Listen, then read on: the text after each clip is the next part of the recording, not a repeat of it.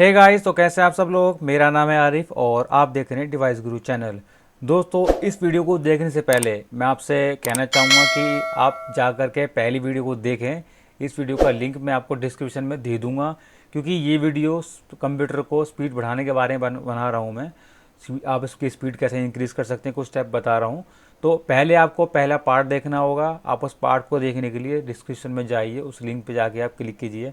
उस लिंक पे आप जो वीडियोस को देखिए, उसके बाद आप इस वीडियो को देखिए, तभी आपको पूरी वीडियो समझ में आएगी। तो चलते हैं अपने सेकंड पार्ट की तरफ, आगे वीडियो की तरफ। तो सिंपली आपको क्या करना है, जब भी आप अपने लैपटॉप में या पीसी में कोई एंटीवायरस डाउनलोड करते हैं तो हमेशा लेटेस्ट जो आपका एंटीवायरस है उसको ही डाउनलोड कीजिए। और आपने डाउनलोड कर लिया है तो आप समय समय पर उसको अपडेट करते रहिए या अपग्रेड करते रहिए। जैसे कि मैंने यहाँ पे अवस्थ का एंटीवायरस डाउनलोड किया हुआ है, तो यहाँ पर चेक कर लेते हैं कि ये अपडेट है या नहीं है, या अपग्रेड है या नहीं है। तो सिंपली सेटिंग में आ जाइए। सेटिंग में आने के बाद दोबारा सेटिंग में आइए। यहाँ पर आपको अपडेट का ऑप्शन मिलेगा, तो यहाँ मैं चेक कर लेता हूँ, चेक फॉर अपडेट। इस चीज़ का आप इस बात का थोड़ा खास ध्यान रखें कि जब भी आप एंटीवायरस डाउनलोड करते हैं तो समय समय पर उसको अपडेट करते रहें और अपग्रेड भी करते रहें। तो ये देखिए, इसने अपडेट पकड़ लिया है। अब मेरा जो एंटीवायरस है वो अपडेट हो रहा है। अब अपडेट होने के बाद हमें क्या करना है, जो नीचे वाला ऑप्शन है ये अपग्रेड वाला, इसको चेक करना है कि कोई अपग्रेड आया है या नहीं आया है। अपडेट होने में थोड़ा समय लगेगा, पर लगता है स्पीड अच्छी आ रही है, ये जल्दी हो रहा है। दैट्स गुड, ज़्यादा समय नहीं लगेगा। और ये अपडेट ऑलमोस्ट हो गया। अब इसके अपडेट होने के बाद हमें सिंपली दूसरे वाले ऑप्शन पे जाकर चेक करना है। ये देखिए, अब मैं यहाँ इसे चेक कर लेता हूँ कि ये एप्लीकेशन अपडेट आया नहीं आया। अभी जो हमने अपडेट किया था वो वायरस डेफिनेशन अपडेट था। अब हमें देखना है एप्लीकेशन का अपडेट आया नहीं आया, तो वह चेक करेगा। तो ये मेरी एप्लीकेशन अप टू डेट है। तो आप एंटीवायरस को भी चेक कर लें कि वो आपकी अपडेट है या नहीं है। अब दूसरा ऑप्शन चलते हैं दोस्तों हमारे ड्राइवर अपडेट की तरफ। दोस्तों, सिस्टम जब हम यूज़ करते हैं तो हमें ये भी चेक करते रहना चाहिए कि जो हमारा ड्राइवर है वो अप टू डेट है या नहीं है। तो ड्राइवर को अपडेट कैसे करेंगे, तो सिंपली आप अपने माई कंप्यूटर में आ जाइए। दिस पीसी पर आने के बाद आप राइट क्लिक कीजिए। राइट क्लिक करके आप यहाँ मैनेज पे क्लिक कीजिए। ये थोड़ा समय लगेगा खुलने के लिए। माई इसमें आने के बाद, मैनेज में आने के बाद यहाँ पर आपको ऑप्शन दिखाई देगा डिवाइस मैनेजर। यहाँ पर आप आ जाइए दोस्तों। यहाँ से आप अपने सिस्टम के जो ड्राइवर्स हैं उनको अपडेट कर सकते हैं। जैसे कि मान लीजिए मेरे जो लैपटॉप का कैमरा है, मुझे उसके ड्राइवर को अपडेट करना है। अगर अपडेट होगा तो आएगा। तो यहाँ पर सिंपली राइट क्लिक कर दीजिए, स्कैन फॉर ड्राइवर चेंज कर सकते हैं। ये देखिए इंटीग्रेटेड वेबकैम, यहाँ पर राइट क्लिक कीजिए। यहाँ पर ऑप्शन मिलेगा अपडेट ड्राइवर का, तो यहाँ अपडेट ड्राइवर पे क्लिक कीजिए। अगर कोई अपडेट आया होगा तो करेगा। अब अपडेट करने के दो ऑप्शन है, सर्च ऑटोमेटिकली। अगर आप नेट से कनेक्टेड हैं तो आप जो ऑटोमेटिक ऑप्शन है आप उसको चूज़ कर सकते हैं। ये खुद ब खुद ड्राइवर ढूंढेगा और उसको अपडेट कर देगा। और अगर आपके पास ड्राइवर का जो अपडेट का जो सॉफ्टवेयर है वो आपके पास है तो आप यहाँ से मैनुअली भी कर सकते हैं। बट मुझे ये डायरेक्ट इंटरनेट से करना है, तो इस पर सिंपली इस पर क्लिक कर देंगे। अब ये ढूंढेगा, ढूंढ लिया तो इसने बोल दिया कि आपका जो ड्राइवर है वो ऑलरेडी अपडेट है, ऑलरेडी इंस्टॉल है, तो आपको ज़रूरत नहीं है।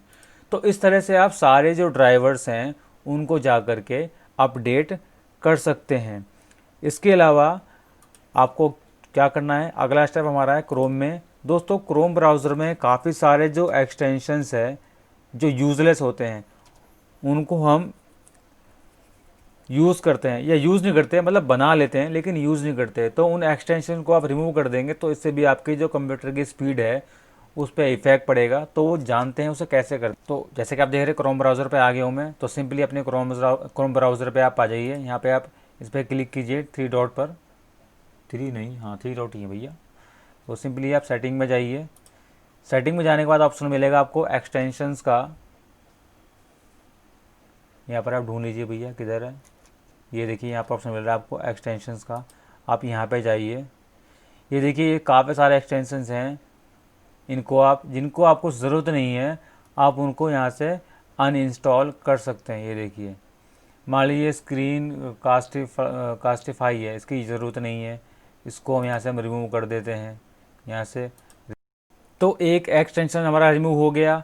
अब यहाँ पर और भी एक्सटेंशंस हैं जिनको डिलीट करना है, रिमूव करना है, तो मैं इनको भी यहाँ से रिमूव कर देता हूँ, इनकी मुझे ज़रूरत नहीं है। तो दोस्तों आप इस चीज़ को भी ध्यान में रखें, जिन एक्सटेंशन की आपको ज़रूरत नहीं है क्रोम ब्राउज़र में जाके आप उनको रिमूव कर दें। चलते हैं हमारे अगले स्टेप की तरफ। तो दोस्तों अगले स्टेप में क्या करना है, हमें जो हमारे सिस्टम का जो रीस्टोर पॉइंट है उसको डिसेबल करना है। तो रीस्टोर पॉइंट को डिसेबल कैसे करना है और ये रीस्टोर पॉइंट होता क्या है, मैं आपको इसके बारे में थोड़ा बता देता हूँ। पहले आते हैं हम कंट्रोल पैनल में।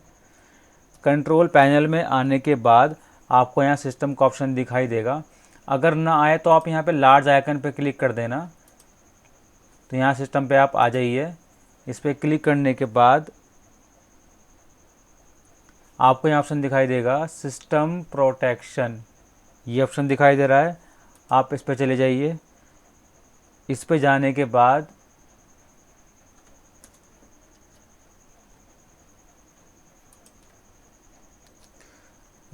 दोस्तों आपको यहाँ पे कॉन्फ़िगर का ऑप्शन दिखाई देगा, ये रहा, इस पर क्लिक कीजिए। अब यहाँ पर दोस्तों डिसेबल सिस्टम प्रोटेक्शन कर देना है आपको। दोस्तों अब पहले जान लीजिए सिस्टम प्रोटेक्शन होता क्या है, मतलब ये जो डिसेबल रिस्टोर पॉइंट होता है ये होता क्या है।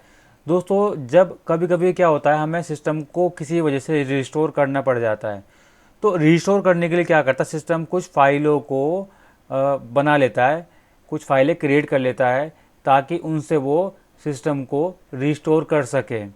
तो इससे क्या होगा, रिस्टोर करने के लिए वो फाइलों को इकट्ठा कर लेगा। अब वो फाइलें जो हमारी इकट्ठा होती रहती हैं, एक जगह जमा होती रहती हैं, तो वो भी एक तरह से जंक की तरह काम करती हैं।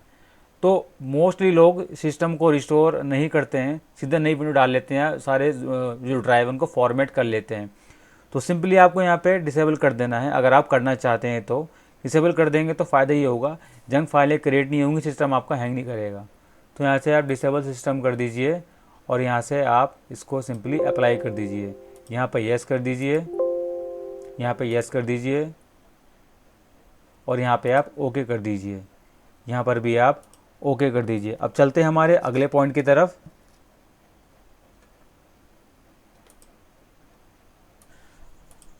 अब दोस्तों सिंपली आपको जाना है अपने सर्च बार में, यहाँ पर आप टाइप कीजिए डिस्क डीफ्रैगमेंट ऑप्शन आपको मिल जाएगा, डीफ्रैगमेंट एंड ऑप्टिमाइज ड्राइव्स। आप सिंपली यहाँ पर जाइए। यहाँ पर आपको क्या करना है, अपने ड्राइव को जो है वो एनालाइज करके ऑप्टिमाइज करना है। जैसे यहाँ पे मैं इस पर क्लिक कर देता हूँ, सी ड्राइव पे क्लिक करने के बाद यहाँ पे एनालाइज कर देता हूँ। यहाँ पे इसको एनालाइज करेगा, ये जल्दी एनालाइज पूरा कर लेगा। उसके बाद मुझे ऑप्टिमाइज़ करना है। दोस्तों ऑप्टिमाइज़ करने से क्या होगा, ये आपके डिस्क में जितनी भी जंक फाइलें हैं पूरी तरह से उनको क्लीन कर देगा और आपके जो सिस्टम है, जो फाइल्स हैं, उनको स्पीड अप कर देगा। मैं यहाँ पे ऑप्टिमाइज़ अभी नहीं करूँगा क्योंकि इसमें आधा घंटा 1 घंटे का टाइम लग सकता है। लेकिन अगर आपको अपने सिस्टम की जो स्पीड बढ़ानी है तो आप यहाँ से टाइम निकाल कर इसको ज़रूर कीजिए। दोस्तों अब चलते हैं हमारे अगले पॉइंट की तरफ। यहाँ से इसको क्लोज़ कर देते हैं। तो सिंपली आपको जाना है रीसेट, सर्च बार में टाइप करना है रीसेट दिस पीसी। आप यहाँ पर आ जाइए।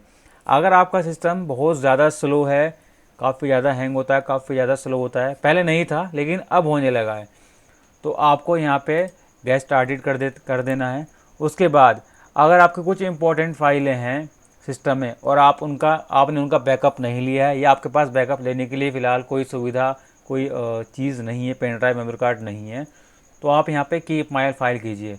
लेकिन कीप माई फाइल करने के बाद भी आपकी फ़ाइलें डिलीट होने का रिस्क रहेगा, तो बेहतर यही है कि आप अपनी फ़ाइलों का, ज़रूरी फ़ाइलों का बैकअप ले लीजिए और बेहतर यही है कि आप रिमूव एवरीथिंग कर दीजिए।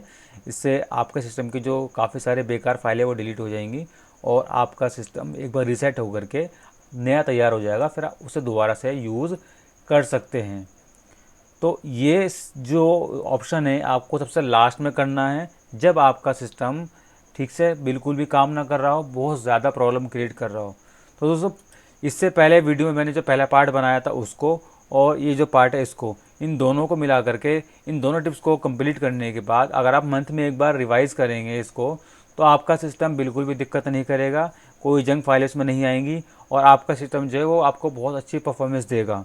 और अगर आपको इससे थोड़ा बहुत फ़ायदा पहुंचता है तो आप मुझे कमेंट सेक्शन में ज़रूर बताइए। मैं और भी कुछ ज़रूरी चीज़ें जानकारी आपको इसमें दूंगा जिनसे आपको और फ़ायदा मिले। और अगर नहीं मिला यार तो भी बताइए। वीडियो को अगर आपको अच्छी लगी है तो आप इसे लाइक कीजिए, नहीं तो डिसलाइक कीजिए। वीडियो को शेयर कीजिए और चैनल पर अगर नए हैं तो आप चैनल को सब्सक्राइब भी कीजिए। मिलते हैं आपसे अगली वीडियो में, तब तक के लिए गुड बाय।